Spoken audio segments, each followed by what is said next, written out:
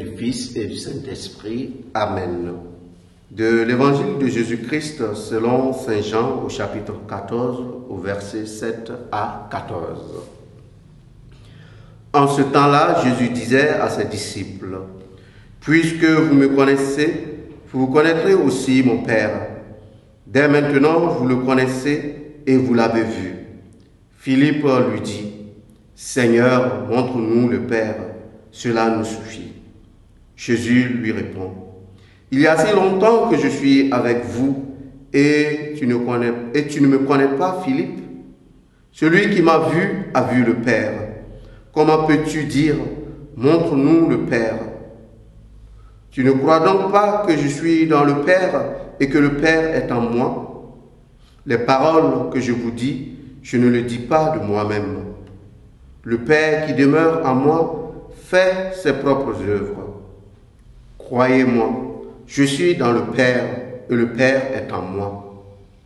Si vous ne me croyez pas, croyez du moins à cause des œuvres elles-mêmes. Amen, amen, je vous le dis, celui qui croit en moi fera les œuvres que je fais. Il en fera même de plus grandes, parce que je pars vers le Père, et tout ce que vous demanderez en mon nom, je le ferai, afin que le Père soit glorifié dans le Fils. Quand vous me demanderez quelque chose en mon nom, moi je le ferai. Acclamons la parole de Dieu. Louange à toi, Seigneur Jésus. Bien-aimés dans le Seigneur, la parole de Dieu de ce jour nous amène au sein même du mystère de la révélation. Mystère de la révélation. Révélation pourquoi? Parce que c'est Dieu qui prend l'initiative. Et cette initiative, Dieu le prend à partir du Christ. Dorénavant, l'absolu se fait proche de nous. Pour dire simplement, par le Christ, nous avons accès au Père. De toutes les religions, il est toujours difficile de dire qui est Dieu. Mais voilà la particularité du christianisme. La particularité du christianisme, c'est qu'aujourd'hui, par le Christ, nous sommes en mesure de dire qui est Dieu, qui est le Seigneur. Pourquoi? Parce que le Christ nous le révèle. Mais on peut se poser aussi une question. Quelle est la finalité de cette révélation?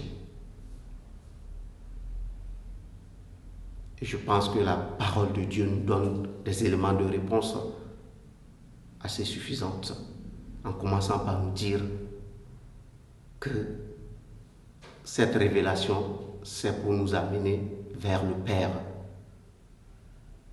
Et cela passe par la foi.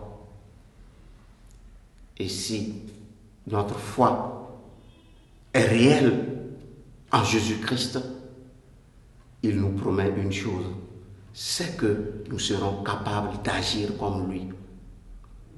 Et cela nous permet de prendre conscience que lorsqu'on parle de l'humanité parfaite en la personne du Christ, c'est que il y a possibilité pour nous désormais d'aller vers cette humanité parfaite à travers la personne du Christ.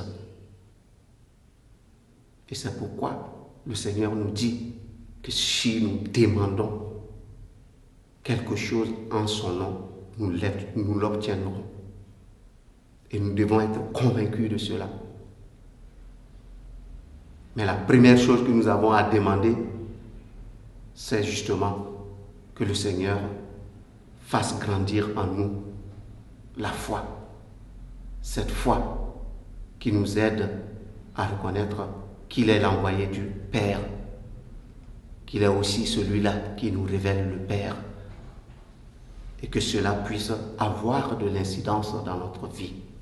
Au cours de cette journée, nous allons demander au Seigneur qu'il nous aide à discerner sa parole de vérité, cette parole qui nous donne accès au Père.